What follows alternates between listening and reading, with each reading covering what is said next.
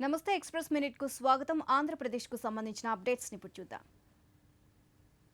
ఏపీకి ప్రత్యేక హోదాను డిమాండ్ చేస్తూ వైసీపీ విద్యార్థి విభాగం తిరుపతిలో నిర్వహించిన యువ భేరీకి జగన్ హాజరయ్యారు.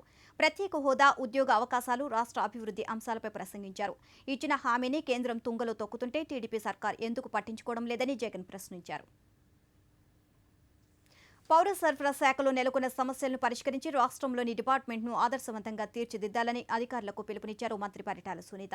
అనంతపురంలో జరిగిన పౌర సరఫరాల శాఖ రాష్ట్ర స్థాయి సదస్సులో 13 జిల్లాలకు చెందిన సివిల్ సప్లైస్ అధికారులు పాల్గొన్నారు. కడపలో ఇంజనీర్స్ డేను ఘనంగా నిర్వహించారు. మోక్షగుండం విశ్వేశ్వరయ్య విగ్రహానికి పూలమాలలు వేసి ఘన నివాళులు అర్పించారు కలెక్టర్ రమణ. పలువురు ఇంజనీరింగ్ కాలేజీలు ప్రిన్సిపల్స్, ప్రొఫెసర్లు, విద్యార్థులు విశ్వేశ్వరయ్య సేవలను గుర్తు చేసుకున్నారు. విజయనగరం జిల్లాలో కురిసిన భారీ వర్షాలకు వాగులు, వంకలు పొంగి ప్రవహిస్తున్నాయి. ఏజెన్సీ ప్రాంతాల్లో రాకపోకలు నిలిచిపోయాయి.